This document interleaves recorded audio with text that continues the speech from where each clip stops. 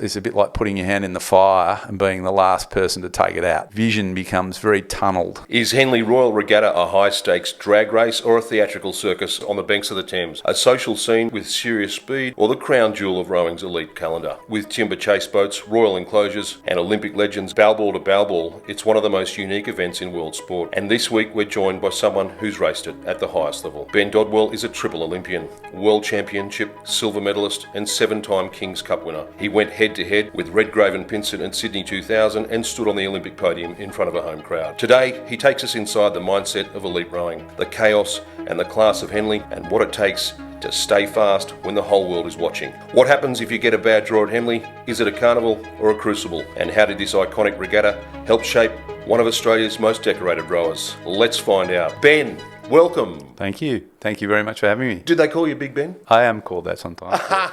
What are you, 2 metres? Yeah, metric man. That was the old phrase that we used to use. So if you're 2 metres tall, 100 kilos, you're a metric man. Is that right? Yep. What, full marks on the Somato type? Well, I mean, interesting enough, I had two, you might recall the twins who I rode with as well. Yes. Twins were a lot slighter of build and a lot lighter in, not as tall, a little bit less physical, but very, very technically brilliant. And Bo, my pair partner, was a metric man as well. So there was the 2 metric men and then the 2 twins. The 2 metric men. Well, Bo Hansen was a metric man. So I still don't understand. The oars are the same size, right? If you go direct out at 30 degrees either side, it's the fastest part of the stroke. Yep. With being blessed with the height that you've got, so you're getting extra length. Correct. Right, and so that's not the fastest part of the stroke, but it still adds speed to the situation. Is that it? Is that the main difference, or do you get a better angle on the blade? Well, it's actually just simple mechanics. Yeah, force equals mass times acceleration. Right. If you get the blade in the water for longer, i.e., you have a longer stroke, and you apply the same amount of pressure on it as everybody else, you will deliver more acceleration if your stroke's longer. Right. Simple as that. And what it means is that the smaller people, physically the smaller people, i.e. those that can't row as long, often find that they have to be disproportionately strong to get the same amount of acceleration in the boat. So it's pretty simple mechanics. And, interestingly enough, Australia has always dominated on that long, strong sort of rowing ethos. And even, I'm pleased to say, even in most recently, the last regatta that we've just seen, the men's Coxless 4 won at Varese just last weekend, there was a real return to the old style of Australian rowing, which is that long, strong, lopey sort of, method, which has been hugely successful for many, many years. When you say old style, do you mean early 2000s? Well, I think it's actually even before that. Like the Awesome Forsome back in 1992, when they won in Barcelona, sort of really carved a niche for themselves doing that long, strong stuff. And those guys are really credited with what we now know to be, one of the most effective ways of rowing. Obviously, we've seen, some advancement. I've got to say, it doesn't move quickly, our sport, but, I think the most significant technological advance was going to the cleaver oars, if you recall, from the traditional ones. 93? Yeah, that's about right. And, that's really the last time we saw a major technological advance. Prior to that, it was probably going from timber to carbon oars, and then, boats obviously have gone to carbon. But, we don't move that quickly in rowing. It's a pretty traditional sport. And, So have those carbon boats improved much from when they started coming out? Look, it's more about stiffness and regularity in terms of the seats and the compartment style, but also the stiffness and torsional control. So they're a lot stiffer and a lot less likely to take some of the energy that we're creating in terms of flexing. And so combination of that and I guess weight through modern use, like carbon fibre and honeycomb and so on, has made them much more, much faster, but the shape of the boat doesn't change that much. It's effectively a deviation from effectively a semicircle. So, without getting into the technical side of it, the more it looks like a D from like a semicircle, the flatter is at the bottom, the more surface area, the slower it is, but the more stable it is. So it's a real trade-off between being stable and being fast. You don't want fast boats that aren't stable because people just can't apply the power. So there's a real trade-off between comfort, stability and power. So those wooden boats, they had Were they a bit flatter and A bit flatter, Yeah. obviously heavier, but they also used to bend, torsionally, and also bend from bow to stern. So a lot of the energy was given up, in that process. Whereas now they're just like carbon fibre arrows, and hence fibre arrows? pretty much. And the reality is, if you have a stack in a wooden boat, you can probably repair it. You have a stack in a carbon boat, it just basically explodes. If it gets any sort of pressure, Right. against the direction that it's made and designed, it'll just explode. Like most things that are carbon now, like you see it in Formula One, you see it in lots of stuff. What do you think between the wooden and the carbon? Do you reckon there was a Yeah, look, it was definitely a lot heavier, right? And you couldn't get as precise on making everything the same when it was timber. Like you had little variances in stiffness, variances in weight, and what's happened now is it's infinitely more consistent. So you can produce, an ore in Germany and bring it to Australia, and it's going to be pretty much the same as everything else. Similarly with the boats. So I think definitely timber going meant that we got much more regular, much more one design, much more consistency, lighter, obviously. But we did also see, interestingly enough, we did see some injuries that we haven't seen before, like carbon fibre gave rise to stress fractures in ribs and so on, which we hadn't seen before with timber ores. So with organic timber ores, it was a lot more give. And, we saw in the early 90s, we saw a lot of people coming out with stress fractures and problems like that, which we didn't see. So it's been, generally good, but I got to say it's slow to move. And, rowing, as I say, it hasn't changed much in, 100 years. Yes. The traditions are still there.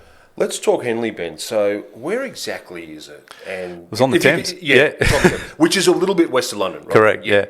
Yep. So it's on the Thames. It's been in the same spot. It's anchored by sort of where all the rowing clubs are. The most famous of which is Leander Rowing Club, which is up the sort of finishing end of it. Right. It's a natural course. So in Australia we've got a few of them. The Yarra's one. The Barwon River's another, obviously, the Penrith, the Nepean River's another. So it's subjected to natural flow of river plus current plus, shallow and deep spots, amongst other things. And then there's also parts of the race or parts of the course that are actually impacted by boats that might be going past. So to say it's organic is probably an understatement. Like it's a very, very challenging course if you're a newbie and you haven't raced on it. Hence the reason why the British tend to go very well over there, because it's a very parochial course. I remember we had the stewards enclosure is the place to be. It's like the bird cage down in the Is it? So if you can get into the stewards enclosure, you're doing quite well. That's where the parties all happen. You mean as a non-rower or both? Yeah. Both. Yeah. Oh, So both? quite often the rowers. You're not given a pass with as a No, rower? not necessarily. No. You can often get in through some sort of connection that you might have, but no, it's the spot to be. So that's where you can get a drink and whatever and something to eat, and it's where all where all the people hang out. I just remember at Henley, despite the fact that for the most part from the period from 1992 until about 1998, Henley was like a big downer, because I'd go there, get rolled, sit on the bank. We stayed at this Polish convent, which I know the athletes stay there now. They're very generous, but nonetheless it's a convent, and you have pretty unremarkable Eastern European food in this Polish convent, right. And that's where you stay. And it's Sauerkraut not and sausages. A lot of cabbage, as I recall.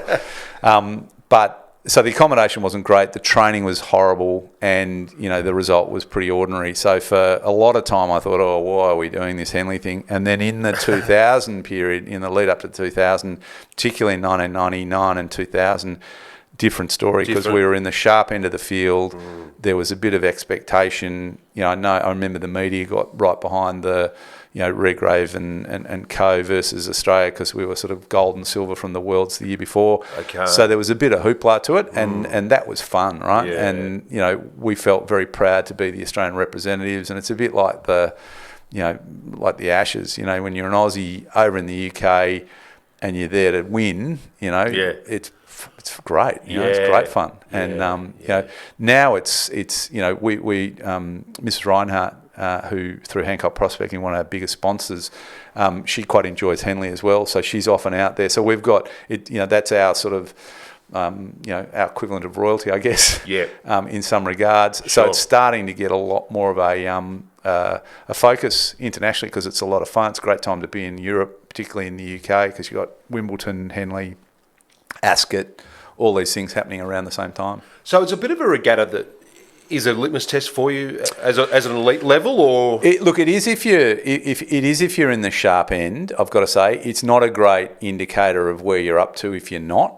Because it's just so organic. And I say that because the regatta is, the conditions are quite, you could have crews that could do exceptionally well at the World Championships in a much more controlled environment that don't necessarily go that well at Henley. Right. Because it's a real, you've got to be up for match racing. Match racing is a different style of racing. Let's talk about that for a minute. Oh, look, it's there's a lot more. You've got to stay in contact? Yeah, a lot more psychology to match racing, and if you think about it, you got to go through sort of heats and other match races to get to a final, like to get to the last two. So you got to go through a number of different races, and there's a bit of psychology to that as well. If you've got a soft draw, you might put yourself in a situation where you get up just get up over them at the finish line, but try and exert as little energy as you possibly can to try and preserve it for the. Oh. So there's a lot more to it. Typically at a World Championships, you've got a heat, a semi, and a final. Yes. So you know how much time's in between the races. You know how much. It's a different style of racing. So, it's a. And again, if you're in a single scale, it's even more challenging because there's so many other variables. You mentioned dodgy water in a single scale is a lot harder than ploughing through in an 8.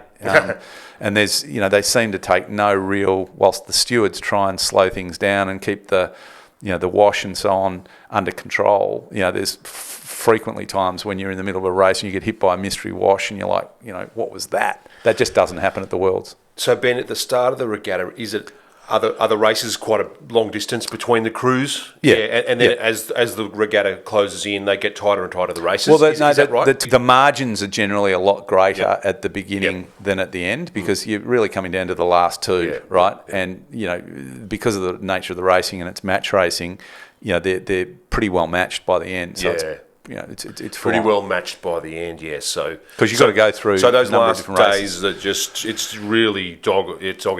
Yeah. And if you roll the number one crew on say the Wednesday, right, and they're out, right, and you're if you're the top of the heap and you roll, you could get one tough race very early, and then 3 or 4.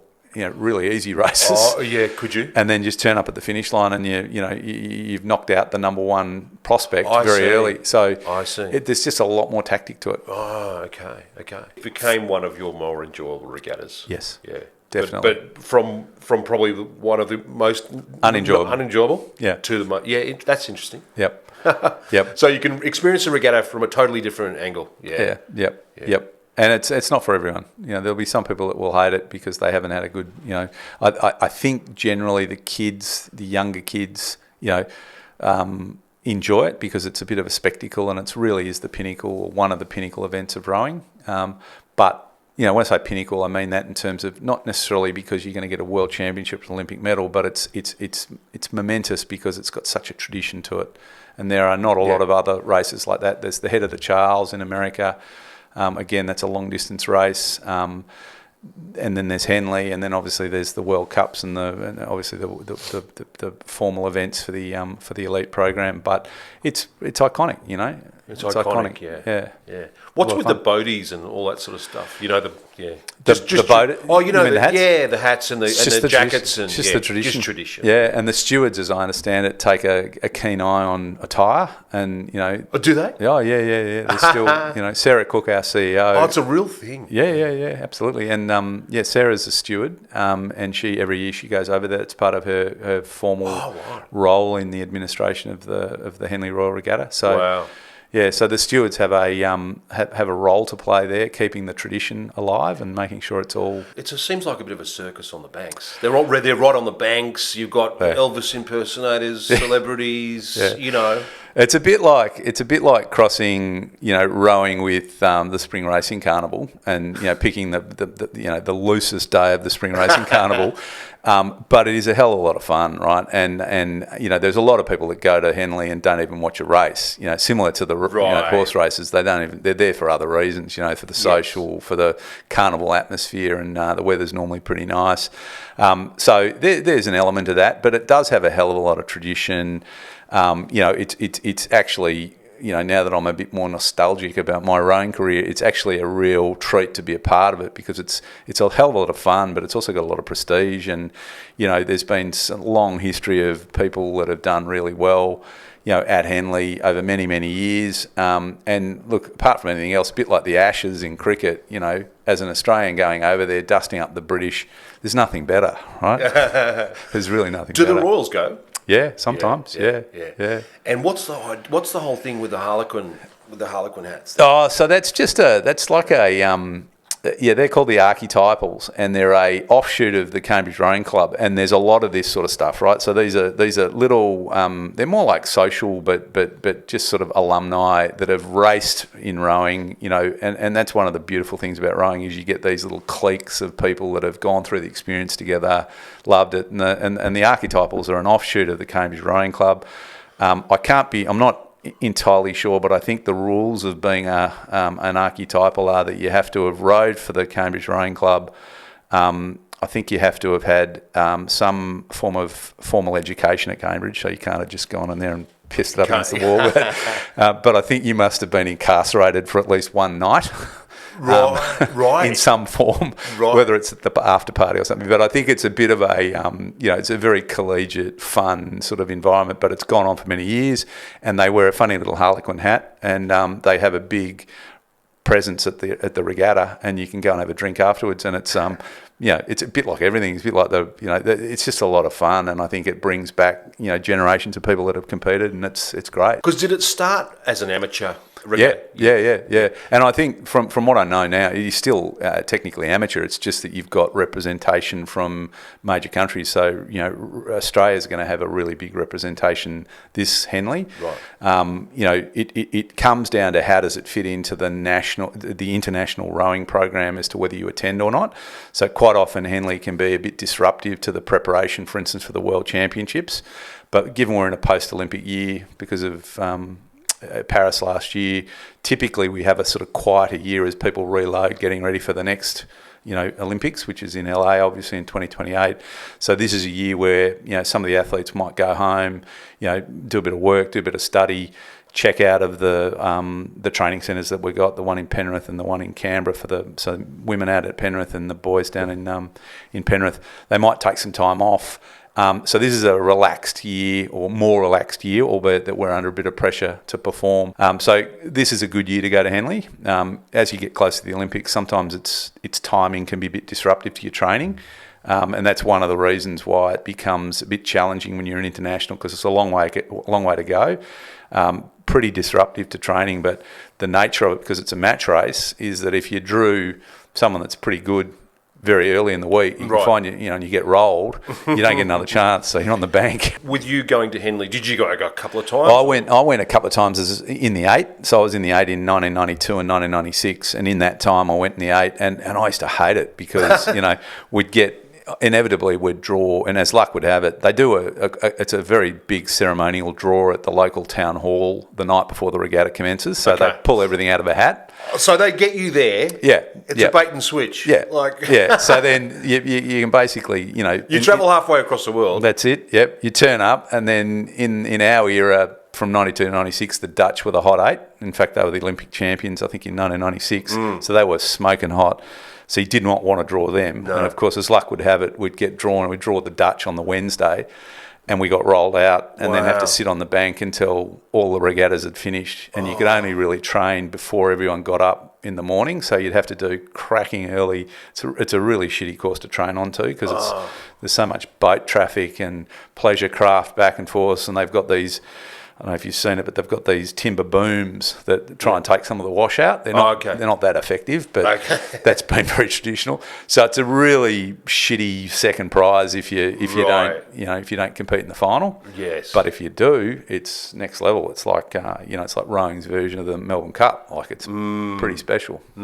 Pretty special. So you did it twice? Did it? I did it in the 8 couple of times, and then in the lead up to the 2000 Olympics.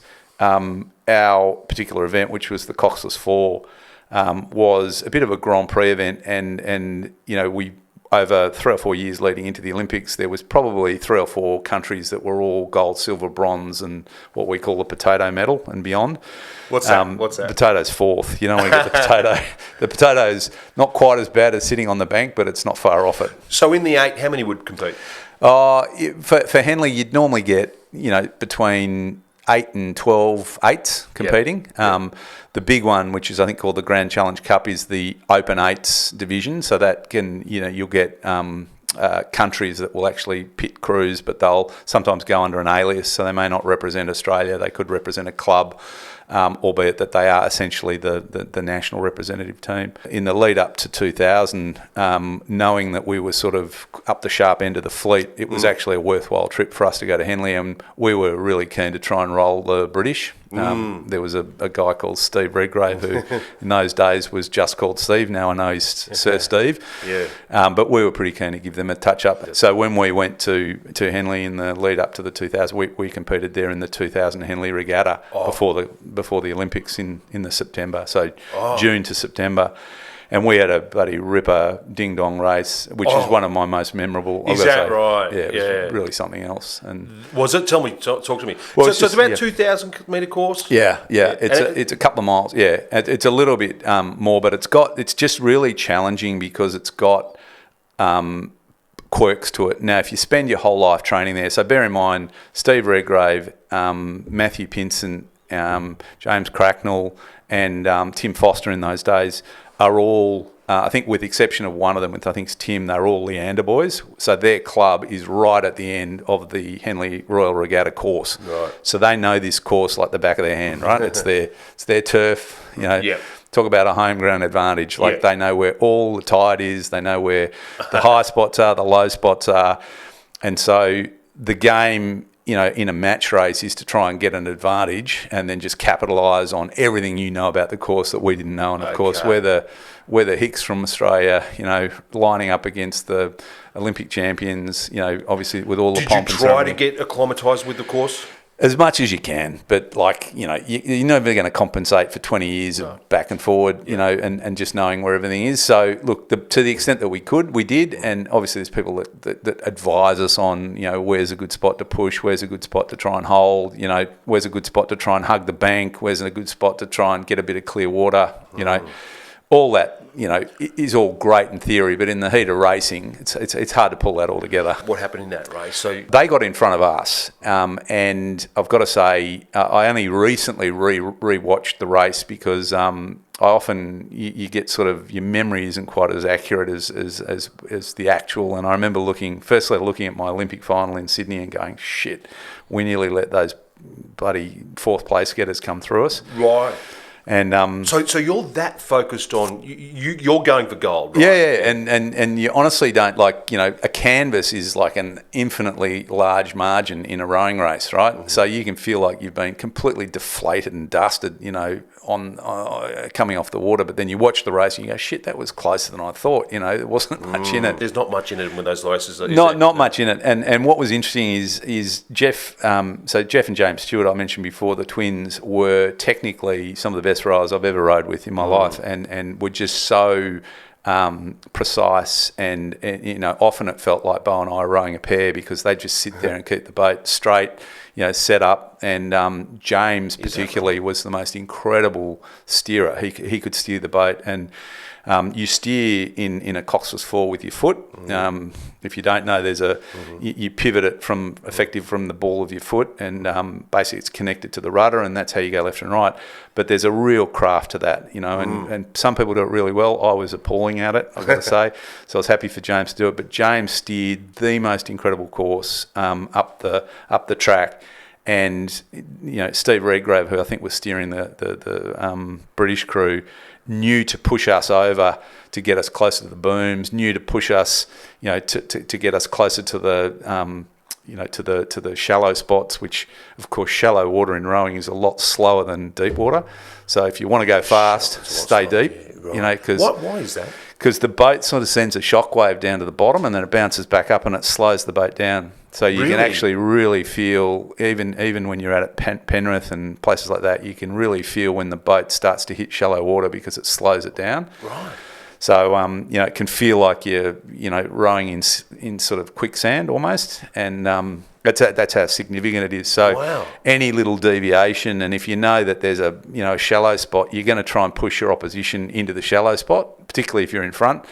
So anyway, they got a jump on us. They stayed in front, and then they just played us the whole way down the course. And then when it became clear that we were running out of runway, we just put the hammer down and came up over the top of them. And I think in the end there was like literally a fag paper between the blades, and of course the umpires would get involved if there was a clash of blades. Right. But we managed to stay out of the timber barriers. We managed to stay out of clashing oars. Right. But mate, it was full on, and I remember the race being a really intense.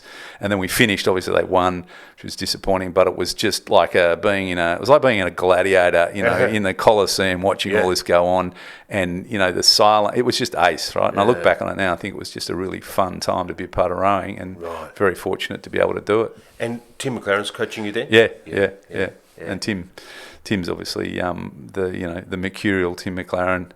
As I mentioned to you, he's just a very experienced guy, just a terrific bloke in rowing, but a terrific bloke just outside of rowing as well. Bit of a Wayne Bennett of boats. He is. And there's a reason why those two get on well. Yeah, is it? I think Wayne's coming down to the shed to put his athletes in some boats, because I think Tim and he see the world pretty similarly, I've got to say. They're not doing it for money anymore. So. No. With the actual regatta, what does it hard to focus? It can be incredibly hard. Yeah, like there's. It's honestly, it's like the races. Like if you don't have your shit together, it can be hugely distracting. I mean, there's beautiful women, there's colour and lights and barbecues and booze, and it's full on. Marquees, full on. Yep. And we you say, it's business on the water, but it has to be. It has to be. But it can be extremely distracting. And for some people that compete there that aren't quite, they're not part of the elite program, it is just an experience. So you have, and look, I think that's terrific as well. It's just that wasn't my MO when I was rowing. I was there for business. Now I look at it, and it's just a wonderful experience for kids, or young people that are at uni to go and get a part, be a part of that. And there's a lot of events that are not so full on, like the Grand Challenge Cup's the big one, but there's, university, crews, there's obviously school crews, particularly the girls who did particularly well. It can be just a wonderful experience. And, with hindsight, that to me would have really lit the fuse on my enjoyment of the sport had I done more of that. But I sort of came straight in at the elite level and didn't really go through any of that. Just as you say that, so you're in the King's Cup Victorian 8, early. Young. So what's it like? There would have been a lot of Olympians there. The Awesome Forsome were in that crew. Absolutely, yeah. What's it like coming in as the young? Like, are you given an initiation or? Look, you sort of just hang on, and I was so lucky that I just happened to be tall. I happened to be in the right spot at the right time. And I sort of got swept up. So my first sort of real gig in rowing was to go to the Barcelona Olympics. And, I have to say, I thought, I just like all my plan, I was just like, wow, never done juniors, never really done, under 19, under 23, anything like that, just went straight to the Olympics. And that's fun, right? We were a group of young Turks. There's a whole bunch of guys that actually went on and did quite a lot. We had one of the old Awesome Forsome, guy called Sam Patton, who was like the eldest statesman of our crew. Rob Scott, who's gone on to become the managing director of West Farmers. He, myself, Peter Murphy, who's now I think he's the CEO of the Waratahs. Myself, whole bunch of guys who, came from really, either were very, very young of age, but just very inexperienced, and then got thrown into the Olympics. And it was just ace, and the Barcelona Olympics was like Sydney, just very cultural, very volunteer based, just so much fun. And you get to be an athlete in that town, and you get the key to the city virtually, and we just had a ball, right? And I thought, wow, this is just what an amazing way to join a sport, and that kind of for me lit the fuse for the next, what ended up being another 2 Olympics. Did you row in the King's Cup in '94 in Barington? Yep. Yeah, I saw that race. Yep. That was great. You guys, it looked very much like you guys were just sort of taking care of business in a way, right? At that time. I think that's a wonderful compliment, but it's not like that. I was very lucky that I rode for Victoria all my life, because I felt very passionate about state of origin being where you're born and where you grew up, and so I used to always go back to Victoria, even though in the latter stages of my career I was based up here in Sydney. So I would always go back and race King's Cup. You would always go back. Yeah, even in the last few years of my career, where we had a 4 that was really trying to roll the Awesome Forsome for selection for the 2000 games. Mm-hmm. There was quite a lot of, I won't say it wasn't adversarial, but there was a lot of competition between us and them to try and represent for Australia. And so I had a 4 here in Sydney, and then we also had them down in Victoria, and then we'd belt each other up through the domestic sort of selection process, and then when the King's Cup was on, we'd sort of take off our club and state gear and then get back together again and row King's Cup. So it got somewhat awkward in 2000, I've got to say, but it wasn't the first. Like I had a habit of being a bit niggling, because we got a 4 together back in 1992, similarly, to try and tackle the Awesome Forsome. Funnily enough, with a guy called Sam Patton, Gary Gullick and Peter Murphy, and we were going pretty quick. So it wasn't my first go at trying to create a crew that could be competitive. Okay. And our view was that if we could be the representative crew in Australia and beat the competition domestically, we're going to have a really good chance of going well overseas, because it was so strong. Awesome Forsome race in Henley. Yep. Yeah. Yep. What year is that, and how does that tie in with what you're talking about here? So the old Awesome Forsome, and I say old Awesome Forsome because it was always clear to me who the Awesome Forsome was. It was 4 guys out of Melbourne. We had Mick Mackay, Nick Green, James Tompkins, and then we had originally a guy called Andrew Cooper. Yep. Prior to that was a guy called Sam Patton, then Andrew Cooper. Yes. And then they won Barcelona 1992.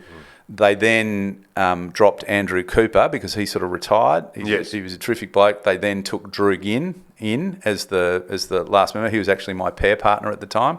So they split. So Drewy. Where was that at? You were in Victoria? No, we were in Canberra actually at the time. Yeah. Drew and I were rowing a pair at Canberra, and then I remember opening the paper and I saw a photo of Drew and the Awesome Forsome on the banks of the Yarra, and I thought, I presume Drew's not turning up for training today. Right. And he got what turned out to be the most significant. I guess he very well earned, but he got the most significant kind of step up that rowing offers, going from relative obscurity with me, flogging around up in Canberra, to being the 4th member into a very successful crew called the Awesome Forsome. And then Drew, that was the making of Drew, and you look at him now and he's probably one of the most successful oarsmen that Australia's ever produced. He's an incredible athlete, obviously hugely successful, and I'd talk about the iconic sort of style of Australian rowing. I guess Drew really embodies that, that long, strong, ambly, sort of lanky kind of, rowing, which was just so dominant through the latter 90s and early 2000s. So on that, you might have just answered it. Yeah. What do you think? Why were we good? Yeah. So we had the corpus of really good athletes, and that goes back to 1996. A lot of people don't realise, but Australia won the men's 8 in 1986. Yes. That was a crew that was very much the Young Turks, based out of Canberra, was coached by Reinhold Barchi, and he really set the motions for the way that Australia was going to be defined as a rowing nation. We did get an imported East German coach that came and supported Reinhold, but also was very involved in setting the way that the Awesome Forsome sort of structured their training program. And then under Noel Donaldson, really defined that style of rowing and that style of training, which was very much sort of, longer, steady state sort of stuff, but long, strong sort of rowing. And that became the sort of signature for many years and was just their way, and particularly in the smaller boats, not so much in the bigger boats. I've got to say, whilst it's effective in the bigger boats, a lot harder to win the eights races than, when I say a lot harder to get 8 people coordinated and to win than perhaps getting a pair or a 4 going. And we have really dominated in pairs and 4s. 8's a lot harder, and I can say that because having been to 2 Olympics in the 8, it's not an easy boat to win, and you've got to have a lot of momentum. And if you look at the countries that do well in it, they're typically countries that have got a history of doing well in that event, so it becomes a real focus for them. It builds its own momentum, much the same way that Victoria used to win and dominate the King's Cup. Yep. It was because we refused to let it get past to anyone else. So even though we weren't necessarily the best on paper, it just became embedded in the culture of Victoria that you just don't lose the King's Cup. Yeah. and I look at it, and we won. Right? So personnel-wise, you're pretty on paper. Sometimes we were pretty bloody lame, to be honest. And I do remember a couple of races, and Mick Mackay will remember these, but we did not have a great. I won't say great, all terrific blokes, but when you look at them on paper, there was no real international medals or whatever. Sure. It was pretty easy to win a King's Cup when you had Awesome Forsome and 2 or 3 other medals, and you just roar down the course, and it's all good. But where we only had a couple of people that had done well, and everyone else was basically in there for the, had come out of, if you like, senior B or whatever. Not as easy, and we used to get up. I remember we won a race in Western Australia by literally a foot, and it used to piss the other states right off, which was fantastic, I guess. I never forget seeing. Rob Scott will vouch for this because I always rev him up about this. But Rowdy, who was their coach, had told them all to take a tennis ball out to the starting line at the King's Cup in Western Australia, because it was his view that they had one shot at it. And so he got them to all take a tennis ball out. Yeah. So 8 tennis balls with the coxswain, and it was their job to throw the tennis balls at us because they knew we were the defending champions of the King's Cup. And I remember, for whatever reason, we turned up to the start line. There's all these tennis balls floating around. I'm thinking, what's going on there? Right. Anyway, as it turns out, we dusted them by a foot, and they were shitty for a long time. Right. And just because it became, we were just so passionate about it, and just even to so today, passionate about it. Yeah. So it's a really important part of Victoria's culture in rowing. Yeah. Yeah. Wow. And I look at, we won the King's Cup. I don't know if you saw in Lake Barington just in March this year, and same sort of passion. Same sort, yeah. I saw one in Penrith a little while back. It's just been very much a cultural thing, and I think that's why they've been so successful in the King's Cups. Cultural thing. So that's a really important. Yeah, absolutely.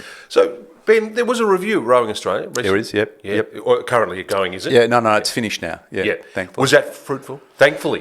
Why? Because it's quite distracting, and it's tough on people, and no one likes to sort of dwell in, and go back to basics again, and it can sometimes be difficult on relationships and people, and it means sometimes that you got to.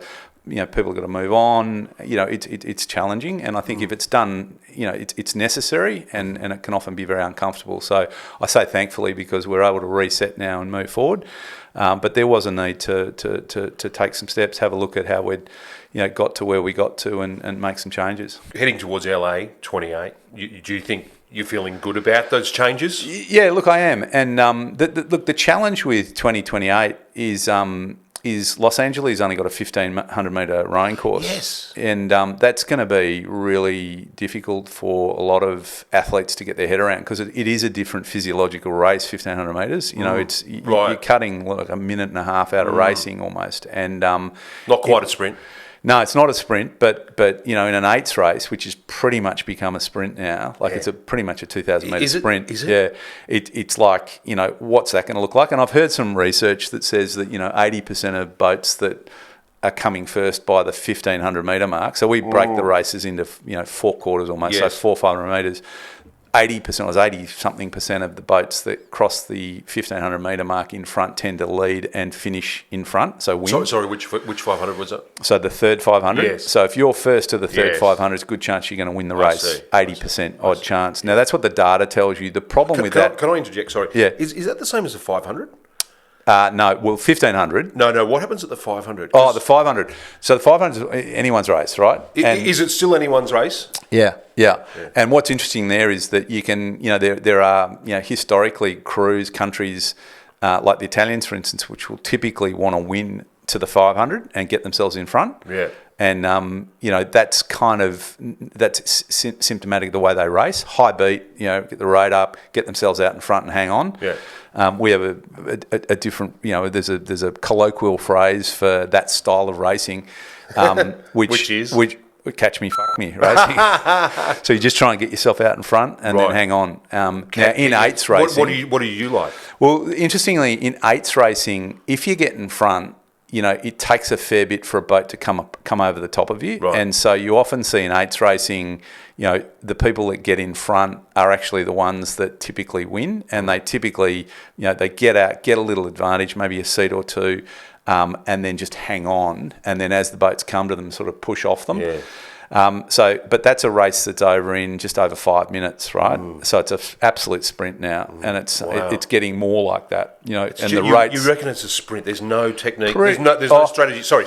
There's no strategy much. Well, there's definitely strategy and there's definitely technique. But if you compare it to, say, a boat race like a Coxless 4 is normally finished in 5:50, you've got an extra minute to think about it, right?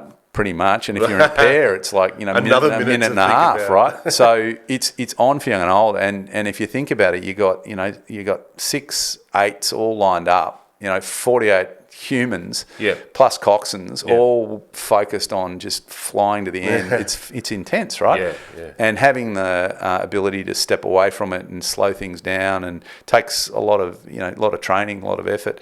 So it's really intense. There's a lot more time to sort of think about technique. There's a lot more time to think about sort of settling into a race rhythm in a longer race. So pairs, fours, there's more time, so you can sort of settle into a mid-race rhythm.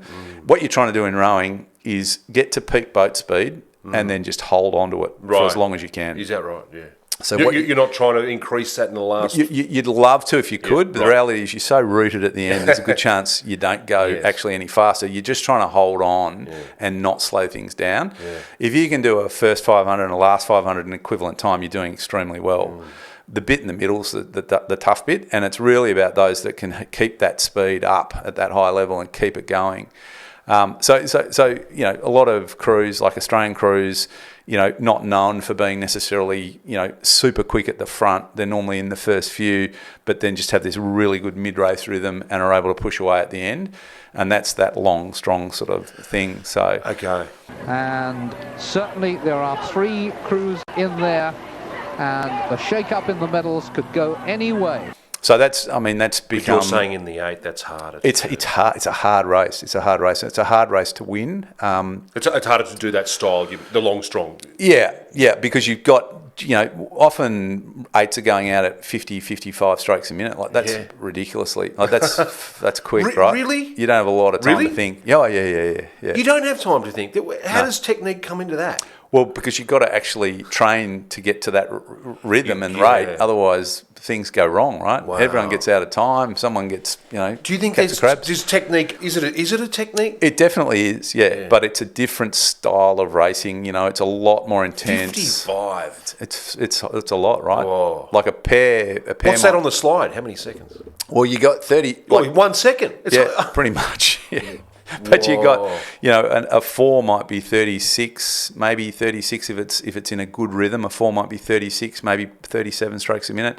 An 8 will peak at sort of mid 50s, and maybe when they're really jacking it up, they'll get to the high 40s. So but the boat's moving so quickly, right? So you think about it, the boat is moving under the boat so quickly that you got to get your blade in the water effectively and out of the water effectively without slowing it down. Wow. In training, how are you training to get that high rate? What are you doing? A lot of, a lot of that sort of training at that really high intensity. Tim will have you, Tim was an expert at this, so have you working on cleanliness, making sure you're not slashing the back of the puddles and slowing up a lot of water. And, the more noise there is, the more energy's being lost. Is that right? Yeah, so if you're slapping the water around and making big splashes and knocking the back off your puddle, you're slowing things down. So rating doesn't necessarily mean you're going to go fast, but if you can be clean and precise, it can often mean that you've got a good advantage. That's amazing. So you've got in your mind a few races that stick out to you. Yeah. What are the King's Cups? I'm just curious. You mentioned about holding on. What do you mean? You're seeing the first Awesome Forsome in front of you sort of scenario. I don't know whether I'm odd in the sport, but I don't. I kind of remember the result, and what I know is that the results where I won, I typically didn't think too much about the racing. In other words, the toughest races I competed in were often races where I didn't come out as a winner.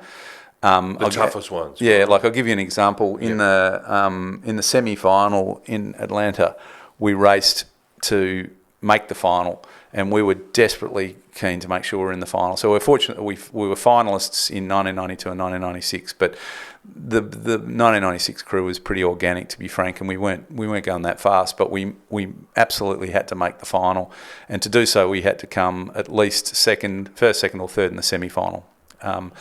So to get up in that semi-final was a real challenge. I've forgotten exactly who it was that we raced, but it would have been one of the Eastern Bloc countries, and it was a real street fight in rowing. And I remember.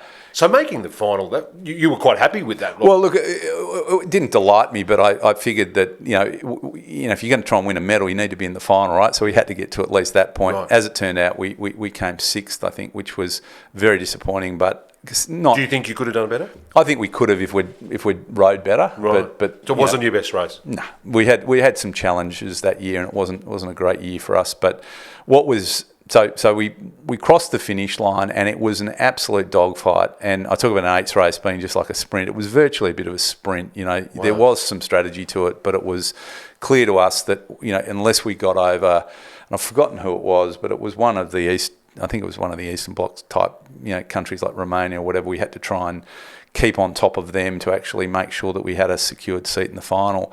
And in rowing, if you're rowing yourself to exhaustion, effectively, you can, which you can do, I got to say, you can just find that the sort of like the walls start closing in on you, and your vision becomes very tunnelled, if you like, and you start losing sort of peripheral vision, and you start losing your sense because you're just literally rowing yourself into a hole.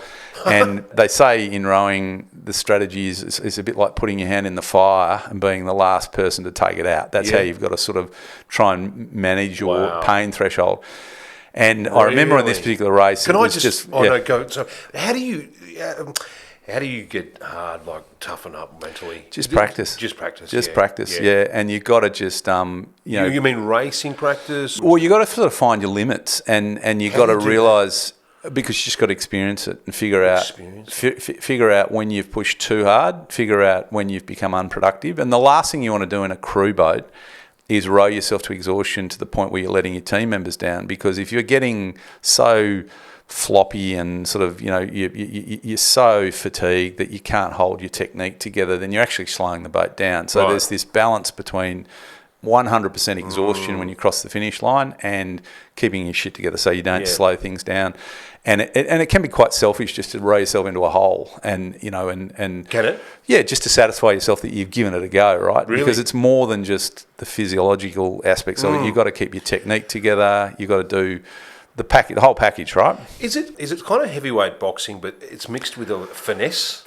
A little bit, yeah, a little bit. I think it's probably not a bad analogy. I mean, the thing with boxing, and I did have a brief, when we were in Canberra, we did a little tiny bit of boxing, so I got a little glimpse of what that sport. Because it's not just a slug; you've actually got to hold the form, which is what you're saying. Yeah, and like I know in boxing, like from experience, being hit in the head is actually preferable to being hit in the body, because if you get hit in the head, at least you get knocked out and you fall on the ground, it's all over. Getting hit and ripped in the body, you often have to stand up and continue to protect yourself when you're gasping for air and someone's just body ripping you, and that sort of feeling of just being totally incapacitated, exhausted, whatever, is a really nasty feeling in a rowing boat, because you've got to keep your technique together. Right. The consequences of not having your technique together is you screw it up for everybody, but you can start to, I guess the worst case is you catch a crab and it slows the boat down. You often see people doing boat stopper sort of techniques at the end of a race because they're so exhausted. I was just watching my kids, and really, quite often there's a big crab caught on the line or close to the line because everyone's just sort of scrapping for the end of the race. Right. So it's a real challenge to try and manage your physiology, your psychology, the whole lot through the race, and get it all together such that when you cross the line, you're physically exhausted, but you've managed to keep the technique. And I remember, just going back to this race in Atlanta, I remember crossing the finish line, having rowed myself into a hole basically, and I finished the race, and I remember momentarily sort of blacking out, and I fell backwards just because I was so exhausted, and I don't remember a lot about the last bit of the race, which is alarming because you sort of want to be cognizant, you want to be, finish the race, cross the finish line, and then the next thing I remember, I had this very prickly feeling on my mouth, like somebody had got a brush, like a shoe brush, and put it on my mouth. A steel one. Yeah, and I remember thinking, what the fuck is that? And I looked up, and it was Jamie Fernandez, who was the guy who sat behind me in the boat, and he gave me a kiss on the lips. And he had like a 10-day growth, and I remember thinking, that must be what it's like to kiss a man. But I remember that sort of woke me up, and I'm like, and why did you do that? He goes, because you're so delighted that we'd made the final. Because you'd made the final, yeah. And Hammer's a great mate of mine, and we reflect on it sort of fondly. But I remember it just being a good example of what not. You obviously need to push, but you don't want to get yourself to a point where you're unproductive. Yep. And that's often the challenge. Long-winded way of saying, when you ask me the question about, feeling fatigued and racing and what it feels like, the races that you win, you often feel more fatigued long after the race is completed. In other words, you'll get sore 2, 3, 4 hours afterwards and you'll have dead legs, but you don't actually feel as exhausted at the finish line. Right. The ones that you actually, have come second, third or fourth are the ones where you cross the line and you're rooted. Yeah. So if you can manage that sort of fatigue, often you only feel it quite a long time after the race. That's really interesting. Yeah. Do you think it's because you're in front, you row differently sort of thing, is it? Well, you row, your senses are a lot more alert when you're in front. When you're chasing something down, you just can often find yourself just grinding, grinding, catch up. And taking more strokes sometimes. Sometimes, yeah. Ineffective, rating up. You often see boats that are dominating the race, sitting out in front, lower rating, watching what's going on. And then when a boat comes to them, they push away from it. And then they can push away. A bit like what the British were doing to us at Henley. Yeah. Yeah, that's a nice position to be in, right? Very good, yeah. But it's not, like you say, it's not much different. Yeah, it's just tiny little things between being able to row like that. You were rowing like that in the at times, or we had I think we were probably going a bit far. In my opinion, we're going probably a bit faster in a slightly different combination. We shook the combination up and changed the configuration of it in the Sydney Olympics to what we did in the World Championships the year before. And we did that because, as I said, we wanted to throw everything at it to try and see if we could, come home with the gold. Yeah. But so you got silver. We got silver at the Worlds the year before. Yeah. And that was a nice race for you. A great race, yeah. And we'd done a lot of training. We had some confidence in ourselves. We were chasing the British. We knew we could beat the Italians. And in that race, we decided, let's just beat the Italians and we'll let the British do their own thing and see how we go. Oh. And so we raced effectively to know that if we could beat the Italians, we knew we'd get, right up the sharp end. And whilst we knew, our main target was the British, we knew let's just get ourselves up into the sharp end and prove to ourselves that we're fast enough. So we did race the Italians.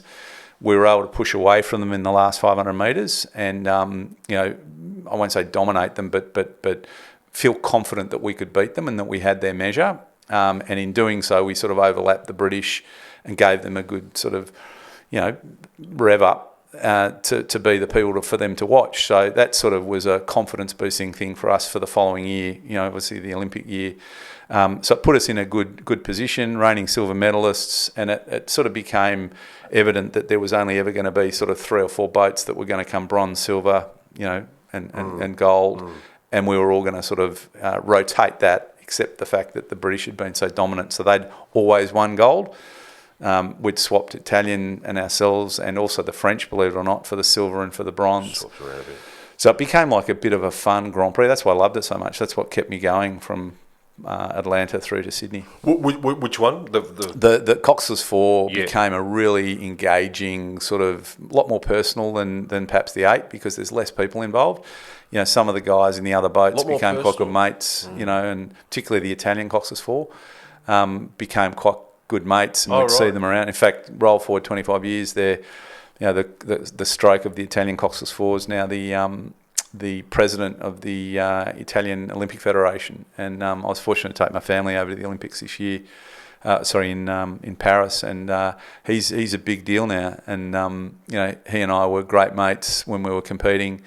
Spent a lot of time together, and really became good mates. And roll forward 25 years, he's now running the Olympics for Italy, and he was very, very generous to us, and it was great fun. After Atlanta, you take a break. So can I just is that because do you take a break? Why do you take that break? Do you feel like were you thinking maybe you're going to rack the oar? Oh, I was definitely thinking that. I was thinking, holy shit, my life is getting away from me. If I don't step away and go and earn some money, I'm not going to achieve what I want to achieve. And for me, it was really, you've made the final in 2 Olympics. You haven't come home with a medal.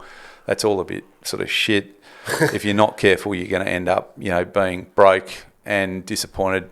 Get a job, start your career. By that stage, you've kind of got mates that are starting. I was sort of 20, what would I have been, 24, 25, had mates that had sort of started to do pretty well in business, and I was thinking, shit, I better get a piece of this, otherwise I'm going to miss out. And in those days, rowing was definitely not professional.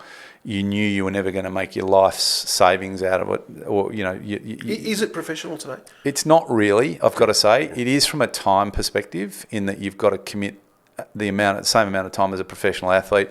We do have more money in the system now to support you, but if you think you're going to make a lifetime of money out of this sport, you're not, right? What you will make is a lifetime of contacts, a lifetime of of experience, and really important skills that you learn in corporate are given to you on a plate in rowing, and become extremely valuable when you go into sort of life after rowing. Can I come in there? Yeah. What's one of those? You're obviously a big chief in corporate world now. What do you think was one of the things that rowing? I think the ability to rally people to a common goal is very important in business. I think, in business you've got to have teams, often, sometimes quite big teams. You've got to, get people enthusiastic about a shared objective. You've got to look beyond personal grievances and, spats and, resilience and all these things that are, that are talked about in daily life now.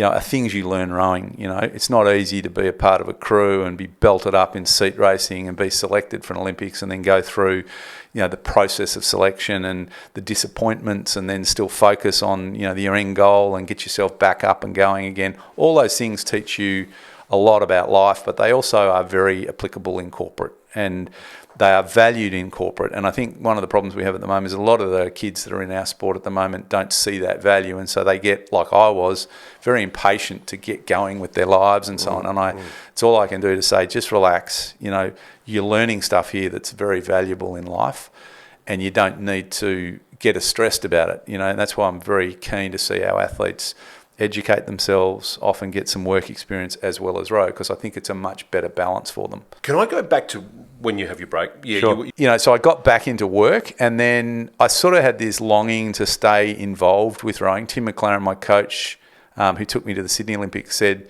"Once you come down to the club again, Benny, you never know, you might like it, and we'll put you in the single scull." What year's that? 1997. Yeah. Okay. So Tim sort of throws me in the single scull. I've never rowed a single scull before. Having been to 2 Olympics, I've never really been in a single scull. I've been a sweep rower. So I'm in the middle of the harbour, literally flipping it, swimming to the shore, having a, just a debacle. Like, this is the most indignant thing. I've got school kids laughing. Is this bloke's been to 2 Olympics and he's upside down in the single scull? Really? But very humbling for me and very, very important for my evolution as a rower, because I think it's really important that you learn to move a boat properly and go back to basics. And so Tim put me in the single. It was a lot of fun. Got back into the club scene, started enjoying it. Got very fit, and then, as luck would have it, Bo Hansen happened to turn up at the club about the same time. He'd just won a bronze medal in Atlanta, taken a bit of time off, and then came to Sydney to live. And Tim said, why don't you and Benny get together, because you're sort of similar size, metric men. Mm-hmm. Get together and have a bit of a go, and you can use this club. 2 metrics.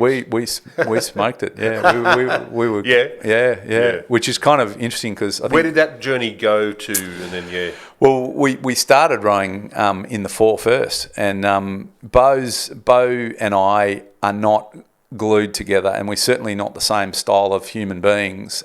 What it taught me is Bo is a great mate. I have the greatest respect for him, and he's a great guy. But he and I are not the sort of guys that spend a lot of time together. Right. Because we're just wired differently, and it was always evident, right? And sometimes it was. Can that be a good mix? Yeah. And in this case, and it's something that I think is really important, because it taught me a lot about corporate, is that you don't necessarily have to see.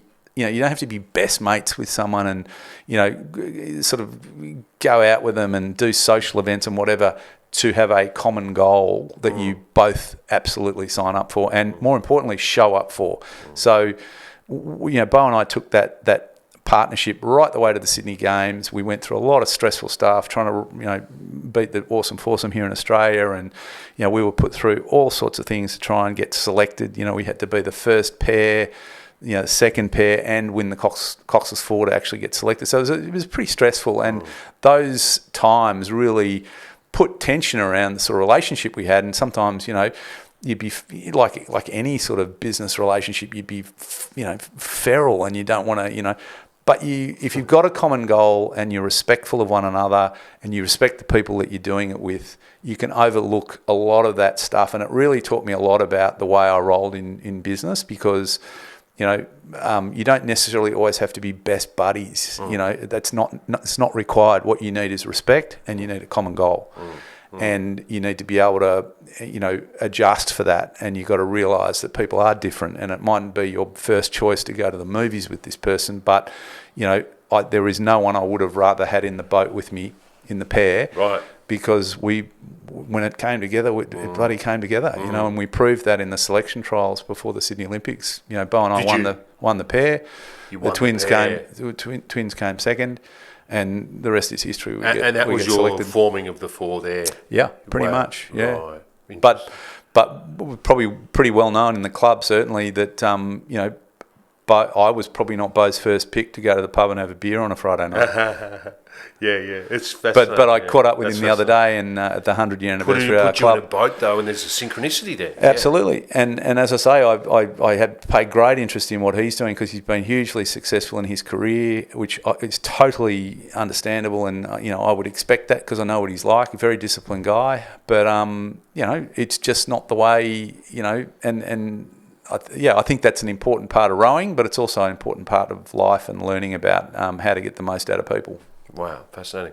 When you wanted to decide to row for the Australian 8, when you're going back to the beginning, do you make a decision on that? In 1992, I was a bit naive, because I didn't really know what was possible. I thought to myself, let's just let this journey take me somewhere wonderful. And every time I turned up, something wonderful had happened, and I ended up at the Barcelona Olympics.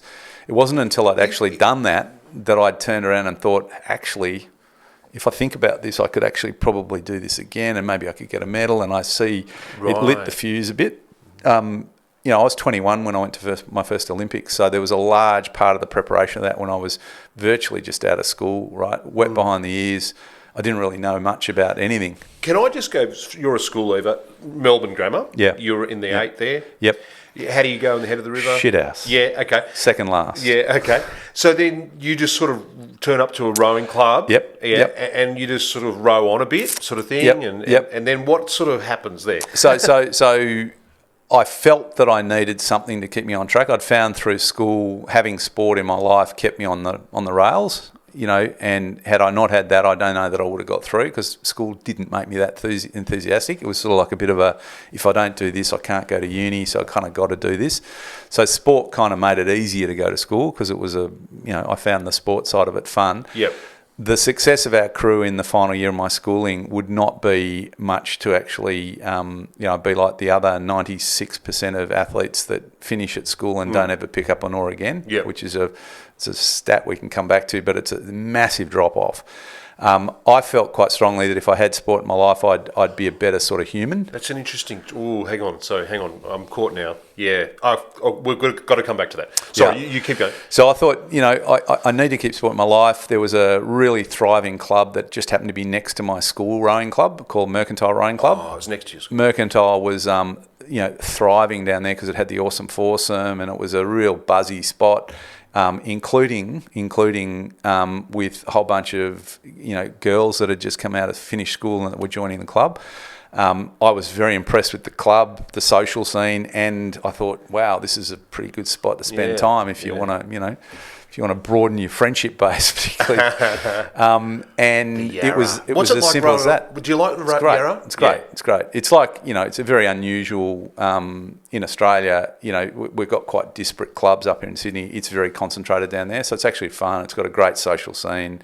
There's a lot of Thursday night you go down there for a beer, and it's and particularly through summer, it's fantastic. Those races must be special for you, those Kings Cups. Yeah, they are. And each one of them has a sort of a unique sort of place, because you know the guys you did it with, and as I say, the little quirks, where it was, the regatta, what the conditions were like, the lead up to it, some of the events that happen. It's a lot of fun. Like the 2000 Kings Cup springs to mind, because we had that's been interesting. Well, we'd been in this sort of fairly heated kind of at times quite sort of, I won't say acrimonial. Any fisticuffs? Well, interestingly enough, Mick Mackay, who was in the Coxless, obviously in the Atlanta Coxless 4, and I were rowing in the Kings Cup 8, and Mick in those days wasn't selected cleanly in another boat, because we were going to go as the Coxless 4. So Mick was keen to find a spot for the Olympics. Now, as it turns out, he went into the 8, and they did really well, got a silver medal in Sydney. But obviously in the lead up to that, he was pushing to try and get the 4, and prioritising, was trying to get into the 4. Yeah, the 4. He wanted to be in the 4 because that was his. And why wouldn't you? He wants to defend his Olympic. I see. And I do remember having to finish the selection trials on the Saturday and then come together. And you normally do a training row on the Saturday afternoon after the regatta's finished for the preparation for the Kings Cup on the Sunday. And so we all had to come together. So you sort of almost have to put down your weapons, come together, and then focus on the Kings Cup, having spent all the lead up, sometimes months and months, just trying to belt each other up getting selected. And I remember Mick and I caught up in the lobby of the hotel, and it was a feisty, memorable discussion. As I remember. Yeah. Which hotel? Where? I think we're out at Sydney Olympic Park overnight. Yeah. Do you think things roll along and change is inevitable? Like you're not going to stick with the same? Absolutely. Yeah. And if you spend time with some of our older alumni, like Reinhold Barchi, I was sitting next to him the other day. Reinhold's one of the samurai of our sport. He was very important for the sport that we've got. I love that 86. It's amazing. Yeah, and he openly admits to me, he said, things have changed. The words we use to stimulate a response out of our crews, the way that we went about training is a big difference to what we're doing today. Can I ask you, from when you started to now, because you're still attached to the sport, what do you reckon the biggest change is? Much more advancement in biomechanics, sports physiology, sports psychology, diet, big advancements in that regard. Can I have just on sports psychology, what are they doing now that you weren't doing? Because you were doing some with Tim McLaren. Yeah, but we were kind of, I won't say leading it, but we were well advanced because Tim's very much into that space. So we were, meditation was not something that we would have done 10 years earlier. You know, it was not considered to be a high value, pastime. Do you think it made a difference? Absolutely, yeah. You think that 4 result was tied to that? Yeah, I think recovery. I mean, we were underweight. We were spotting the British, for instance, in the Sydney 2000 Olympics by, a lot of kilograms. I was the heaviest guy in our boat at 96, I think I raced at, and we had Redgrave and Pinsent well over 100 kilos. And there's not a lot of substitute for horsepower, right? So we had to do something different to keep ourselves competitive. And so we'd like to think that we technically were, making up for the deficit in straight out horsepower. And so for us, that whole technique, but also focusing a little bit more on the mental aspects was a critical part of our, proposition, and was the way we were able to remain competitive, even though we weren't as powerful as they were. Right. When they put the foot down and took off, you couldn't. It was very hard to catch them. Really? But we were able to get a high average speed and keep ourselves close to them. You had your best race in Sydney? Did we have our best race? Yeah. I left nothing on the table. Yeah. And I have zero regrets. Did we have our best race? We had raced better at other times. And I think part of that was I didn't feel entirely comfortable with the configuration. So from the World Championships the year before, if James stroked it, I was in the 3-seat, Jeff in the 2-seat, and James stroking, me in the 3-seat, Bo in the 2-seat, Jeffrey in the bow seat. When we went to the Sydney Olympics, we threw that all on its head. Bo stroked it. Jeff was in the 3-seat, I was in the 2-seat, and then James in the bow. I didn't feel as comfortable in that configuration. Why didn't you not feel comfortable? Because I had to row in a tandem. I see. Which geometrically is actually probably not a bad way to row a Coxless 4 because of the way the size of the boat and the way it works, and given the balance. But I never felt entirely comfortable in that.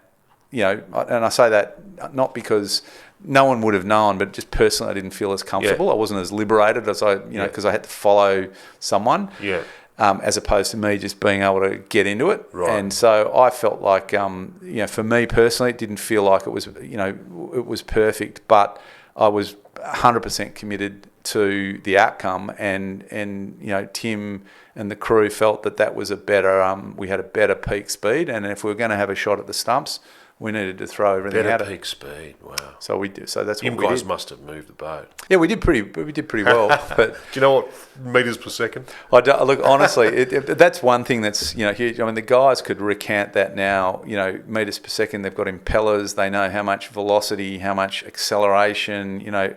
We didn't really have as much of that as they've got at the moment. Like, you just look at, everyone's got a Garmin watch now. So heart rate monitors. I remember Peter Anthony. This goes back into 1992 when you had to be a signed up athlete at the Australian Institute of Sport to have a heart rate monitor on your wrist. Did you? Yeah. And Peter Anthony going, I cannot believe we're giving these to kids at school. They should learn to manage their heart rate outside. They don't need a bloody watch. It's overkill. Oh, right. I remember the coxswain of the Melbourne Grammar First 8 teaching our coxswain and the Olympic crew how to use the Cox box that they had, because the schools had more technology than the national team did. So, has all of it added value? I'm not sure, but definitely there's more focus on those, the technological slide of the sport, more so than it was back. What are your thoughts around our results of recent? It's still a blue ribbon. Yep, absolutely. Why do you think the best results that we've had at the Olympics is we've had some minor medals. We've never won it at an Olympic level. We have won the World Championships before, but at the Olympic level, we've never won it. Why do you think that? I think it's a function of the dominance of the small boats and the fact that we've been able to get momentum in those small boats. So there's a sort of an expectation that pairs and fours, less so with the sculling program. So the sweep program has been very strong, and the 8 hasn't been the priority boat, and therefore.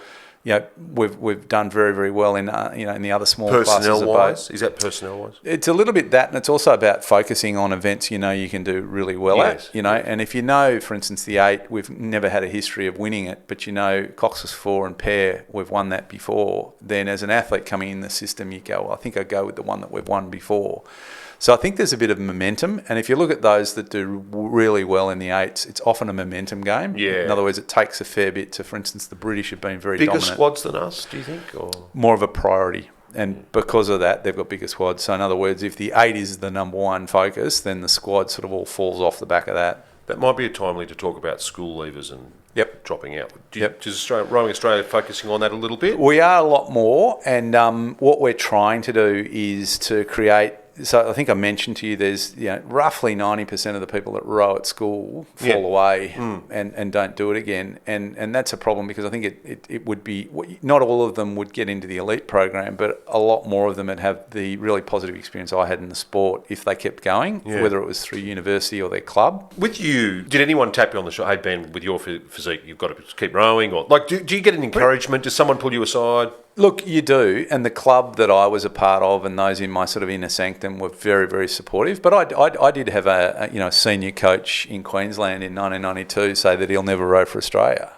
So about yourself. Yeah. So not everyone, it doesn't matter how gifted you think you are. There's always going to be people that are going to tell you you're no good. Use a dud. Get rid of him, whatever. Really? So you've got to keep. Why would he have said that? You've caused him wrong, but I find that they're in my motivation just some box. I think the drop off is that in some cases the experience of rowing at school is so intense that a lot of people fall off the back of it and go, I don't want to do that again. In other words, and my personal experience is that the pressure I felt when I was rowing at school was greater than I felt when I was at the Olympic level because I was not as mature and I didn't have as many people around me to help manage that stress and that. So I used to get really nervous at school, and I remember the focus of the parent group and this. Now we came second last, right? So who cares? Perfect outcome for us for a school leaver is, we put a kid into a club 8, we send them to a regatta somewhere interesting. They race, they meet a whole bunch of people they've never met before, they win the race, they have a wonderful time at the after party, and they come home and they tell their family about what a wonderful experience they've had. That would be perfect for us, right? Yeah. We need more of those sorts of experiences. It opens their eyes to what could be possible. They then go, well, shit, I'm going to sign up for maybe an offshore university that happens to have rowing. They educate themselves. What we'd love is for a young person to leave school, go to university, get their education over there, ideally at an Ivy League or a prestigious university, come back to Australia, and then we can absorb them back into the national program. Right.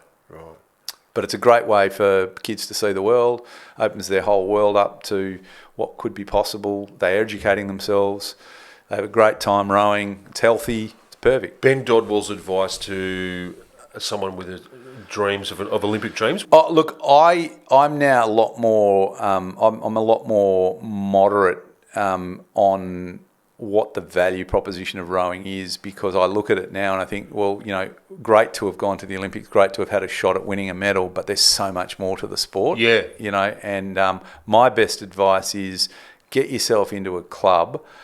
Rub shoulders with what I think to be pretty sound people, particularly sound coaches. Recruit yourself to a cause that's bigger than your own kind of aspiration. In other words, the idea of setting a common goal to go and win an event somewhere or whatever in a club environment with a crew is fantastic. Great for the soul and a great way to sort of round you out as a human being. You'll enjoy the club environment, the experience of going overseas, the exhilaration of racing, all those things. So my suggestion is, sign up, commit to and turn up to, and then let it take you on a wonderful journey and just see where it pops you. If it pops you in the Olympic movement and you're able to have a go at a medal, fantastic. But there's so much more to it, and Henley's a good example. Some of the competitors at Henley aren't elite. They're not people that are going to win an Olympic gold medal, but they are people that are committed to the sport and they see the benefit in that sport and what it adds to them as a person and how they can, remain healthy, but also, be a part of a team and a part of a club scene. Was there a coach or a moment where your understanding of rowing changed? There was a bit of a penny drop? Yeah, I think when Tim threw me in the single scull. Yeah. I think that was pretty transformative. So you'd not really been in the scull? Hadn't really sculled at all, because like when you go into like the school scene's all about the eights, you know, in the head of the river. You then get thrown straight into a sort of junior crew, and I sort of skipped all the, you know, under 23, under 9. I went straight from school to youth 8. We won the youth 8, and I went straight from youth 8 to the Olympics. Why do we have an under 23? It's just another classification. It's you know, I say like you say, like a school leaver can more realistic place to aim for. More or less, yeah. And you know, again, it's another thing where we're trying to create curriculum. Did you spend time there? No. I went straight into the senior program. Yeah. So I sort of went youth 8, pretty much youth 8, and then went. It sort of goes youth, junior, you know, under 21, under 23, and then senior A. I sort of missed that 21, 23 and just went straight into the senior program. And so the year I turned 21 in the April of 1992, and then the Olympics was in September. So I was just lucky to be there at the right time. Yeah, interesting. As was Bo too, fun enough. What about with that skull? What happened there with that skull? I got fit. Yeah. You know, this was after Atlanta break. Correct. Yep. I got fit. It taught you to move your own body weight, so powder weight. Taught you to move a boat. You know, and that was really important. It balanced me up. Having spent, you know, nearly 2 Olympiads on stroke side, you get a bit asymmetrical, so it balanced me up a bit. So you'd done 2 Olympics before you got into a scull. Correct. Yeah. Yeah, that's interesting. It made me very humble. And you're saying, yeah. So you're saying you're falling out in front of... Absolutely, And you've done 2 Olympics. Yeah. I was sitting in the middle of, out in front of Balmain there, you know, going across into the, you know, up to the Fig Tree Bridge. Wow, that is really interesting. In the middle of the harbour, upside down. Right. You know, having to get the coach boat to come and help me. Wow, you know. that is really interesting. Because, as you know, schools started to focus on the sculls, and you would have missed. I think it's so you important. must have missed that. We didn't have sculls. I mean, we had a few single sculls. We didn't have a fleet of them, and you know, you must have given you a totally different understanding of. Yeah. And in fact, I've got 2 daughters that are going into the sport now, and I've said to them, "You should learn to scull." And they said, "But Dad, it's a team sport." And I said, "I know, but trust me." You know, going into the single scull, whilst you may not enjoy the, you know, the solidarity of it is important, because you learn to move a boat, you become ambidextrous as a rower. So if you're being, you know, placed into an 8, you've got 50%. You know, if you're a stroke sider, you only got 50% of the space. If you're ambidextrous, you can be on bow side or stroke side. That's really interesting. So you become quite proficient in the scull. Yeah. What do you notice going back to sweep? You've got a different boat feel. Much different boat feel. You know, and you're a lot more. I think a lot more valuable as a crew member having moved the single scull, because you know you just can't saw away at it, and you know, and I think it's a great way to make somebody who's probably a less technically competent rower into somebody that's quite competent. And you can see that, like a lot of the scullers.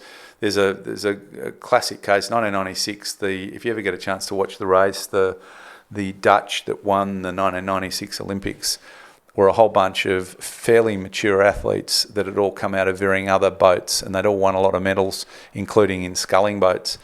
And they were just a cut above everybody else. And it was because they were not only experienced, but they were also, a lot of them were single scullers, and they just blitzed it. Yeah. Blitzed it. Was that a bright orange sort of? Yeah. In fact, the guy that I think he's in the 2 or 3 seat virtually doesn't have his hand on the handle. That's how, you know, relaxed he is. And they just smoked it, and they won. What about a horrible result, Ben? And do you learn from it? Yeah. Do you learn a lot more from that? Like, you come 11th at one stage? Yeah. So I remember the places where we had poor results. It's all positive now because you reflect on it and go, shit, I'm not going to do that again. But we had a very challenged period in the lead up to the World Championships in Finland. So we came off the back of, so that was in the 92 to 96 sort of period. And I think I'm right in saying that, and that's how unremarkable the whole event was. But we had a World Championships in a place called Tampere in Finland, and we were rowing really badly, and it was cold as a frog, and the conditions were really difficult to manage, and we just did so poorly. And I remember I had my wife organised to come up and meet me up there after the Worlds, and we were planning a trip afterwards, and it was so shitty. I said, look, don't even come up here, darling. I said, I'll meet you in. We went to Ireland, which was equally cold, but was much more memorable. And I just remember it being a shitty event, and it was more a function of we weren't rowing well. The dynamics of the crew were challenged the whole way. And it was just not a great experience. And I remember thinking, I'm not going to do that again. So I sort of, I think through that learning experience kind of evolved to a point now where you sort of think, well, if it ain't working, you got to make some changes, right? Whether it's the people that you're doing it with, the technique and the way you're doing it, but you cannot represent Australia and feel like that. You got to give it your best shot. And if you can't do it, you got to stand aside and let somebody else do it. As simple as that. Yeah. So the takeaway was? Takeaway for that was, don't put yourself in that situation again. Yeah. Yeah. Do not put yourself in that situation again. Yeah. Tim McLaren getting you back in that skull that brings you back in and focuses you for Sydney. Tim makes a personal commitment to teach me how to scull. Personal commitment. That's pretty special. In his own kind of wise way, I think, had probably an eye on what was potentially possible, but without trying to be overly pushy. If you know Tim, he's got a manner about him which is very endearing, and he really is the coach's coach. And so, he took me under his wing a bit and said, "I'll teach you how to scull." Every time you went down to the shed, there's just a little bit more enjoyment, a little bit more of an experience, and then we find ourselves in a situation where there's some guys down there that are all happen to be in the right spot at the right time. We get a crew together, we go fast, and we think, shit, this could be fun, and off we go. Yeah. But there was it wasn't like 1996. You're going to go to the Sydney Olympics, Ben. It was more 1996. Come down and get an enjoyment in the sport, and then we'll see where it takes you. And then didn't take long for me to go, shit, we got 2000 Olympics. We're going to be in our hometown. You're going to have a chance to row against some of the best rowers, athletes that the sport has ever produced internationally, i.e. Steve Redgrave was going for his 5th Olympic gold medal. In the process, you'll have to clamber over the top of the most successful domestic people to do it. That could be worth having a go at. And so it just became this sort of juggernaut. Because it's a big pyramid, the training. The more you do it, the sort of endurance level, doing that long sort of... And the Awesome Forsome are a good example of this. They'd done a hell of a lot of Ks when they were younger. And so for them to step up to an event was relatively easier the older that they got. And so they had to do sort of less of the long stuff because they'd done all that years back and they had this huge base of endurance. That base stays with you? So it does become easier, if you like, to physiologically come up to racing the older that you get, even though, you might argue you could come over the back of that. But in reality, if you've done the work early and you've got the miles in your legs... If you've done the work early. Yeah. And so what we're trying to encourage is that if the young people in the sport are, up near the medals and they've got their life together, that staying in the sport is actually, it becomes easier to win a medal and they start to learn how to win a medal. And so we're trying to reduce that call on them leaving the sport to go and pursue life. If we can keep everything running in parallel so that risk is lower, that would give rise to a different style of athletes, a bit more balanced and potentially with less risk. And, we know that balanced athletes that have got a good, have got their shit together, do really well in all walks of life, not just in sport, and we've seen that. So we're trying to encourage education, work, rowing, all to run in parallel. Right. That's why we've now focused on all those things. If you can do it, it's actually better than having a sole focus? Absolutely. Yeah. My experience was definitely that. Yeah. And you get a more balanced athlete, you get, a more balanced person. So we're now more focused on sort of a life plan, a financial plan and a training plan all coming together so that they can keep their lives going. Because there's so many, like at the Olympic level, you can be the best prepared, you can come in as the favourite, you can come in, having won the Worlds the year before, be the closest thing to a sure thing at the Olympics, and then find that you wake up on the day of your final and you've got a sniffle or the conditions aren't right or they're a bit unfair or whatever. There's a lot of randomness to it, right? And, you don't want athletes that are so at risk that it's all or nothing, because it just adds another layer of pressure that doesn't need to be there. And more importantly, if we can balance them up by giving them things to do, that allow them to extend their careers beyond rowing, and so they can slot into it, then they're more likely to be happy, well balanced, well rounded, and I think that's a pretty healthy place to be. With bronze in Sydney, so you're a happy Olympian. Yeah, Yeah, I am, yeah. That medal I'm must happy. have been. What's it feel like? I could have come away with nothing. Yes. Right? And I was prepared to do that in an effort to try and win the gold. So to that extent, I was. It was an exhilarating experience. I was really shitty for probably 48 hours afterwards. Really shitty. And in fact, if you speak to Bo, because I was disappointed. You were disappointed. We thought you could do several. We thought we could have a go. Yeah. The reality of 25 years on is the reality of it is that for us to win, we were going to have an exceptionally good day, and the British were going to have a bad day. Yeah. That's the reality of it. Yeah. Now, is that possible? Absolutely. Was it likely?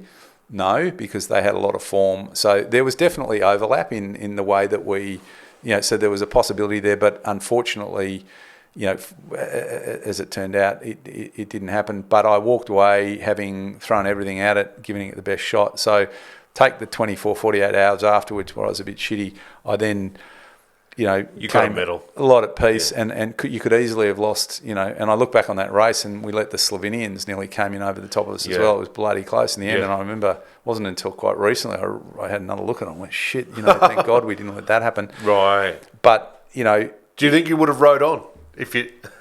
I don't. Look, I think I was done by then, but it was an incredible experience. But the whole experience of the Olympics in Sydney was amazing. And then I look back on it now and thought, well, how lucky I was, to be able to have even won a bronze medal. It was great. But it was everything else that happened around it that was so much more fulfilling. And, I remember going to they had the ticker tape parade, and we were up. Unfortunately, Darwin didn't get very many people wanting to go up there because it's such a long way from home, and we're all sitting in a bar somewhere, and it was moving around the country, and we felt that there was a chance that Darwin was going to miss out because a lot of the athletes had been 2 weeks back and they were all exhausted and they wanted to go home and see their families, and we said, well, screw it, we're going, right? So the boxers and the rowers all went up there, and we thought, we're going to make a go of this, do the ticker tape parade.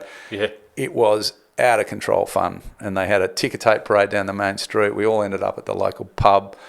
The guy that was the publican was a massive, very generous benefactor of the Olympic movement, and I remember standing at the bar and somehow my medal had gone missing, and I was like, shit, and it was all pretty relaxed, and the bartender comes up and stands in front of me. He says, can I help you? Can I get you a drink? And I said, yeah, that'd be great. And he had a Olympic bronze medal around his neck. Yeah. I said, mate, do you mind if I just have a quick look at that? And he's like, no worries. He said, one of the guys up there, and on the back of it had my name. And I said, it's actually mine. And I watched the colour drain out of his face, and he tried to take it off. I said, mate, you just keep it, take good care of it. And that was the way it rolled. Everyone was so caring and careful for, so respectful of what it had been. There was no risk that it was going to get pinched. It was very relaxed, and I had the time of my life. 2 or 3 weeks after the Olympics, I thought, what an amazing experience. Where do you keep it now? It's actually got a spot. It's actually at home. Yeah, it's behind glass because behind glass. It's behind glass to make sure I don't. Is it actually bronze? Yeah, it's actually the forged down 1 and 2 cent coins. And in fact, one of the Aboriginal kids up in the Kimberley actually came back to me once, and I'll never forget. He came up and he was holding it, and he put it up, and he goes, and he sniffed it, and he goes, it smells like money, boss. And I at the time, I thought he was referring. Yeah, I thought he was referring to these lucrative endorsements you get as a rower. Of course, you get none of that. But he was referring to the fact that it was all 1 and 2 cent coins. Yeah, smells like money. Right, right. As in, 1 and 2 cent coins. 1 and 2 cent coins. Yeah. Who do you admire most in the rowing world? Like, who do you think? Had the biggest influence? I think the Awesome Forsome did amazing things for the sport of rowing, and Jimmy, Mick, Nick Green, Drew, they were the icons of the sport when I came into it. They were the reason, that they were such a, there was like demigods when I was in a club, and they really put rowing on the map in Australia, and all credit to them. Great guys. They've stayed very humble, good, and are giving back to the sport in their own way. So from an athlete level, I really admire what they achieved, but I look at people like Peter Anthony. He was a lightweight rower first ever in Australia with his mate Steve Hawkins, won a heavyweight gold medal in Barcelona as lightweights. He's, talk about Mick being gritty. Oh, hang on. What was that again? Yeah. Peter Anthony. Yes. Yeah, won Tim McLaren coached them? Tim McLaren coached them, yeah. They rode above their weight level. Yeah, so they were lightweights in a heavyweight event. It's a bit like putting lightweight boxers into a heavyweight ring and expecting them to win. Anyway, they came out and won handsomely at Barcelona. And, look at those two and I just think, they were so, underpowered, but they thought their way past and they won spectacularly. So I look at them and I think they were absolutely inspiring as well. So I think they, in an early part of my life, were really inspiring and made me want to do it.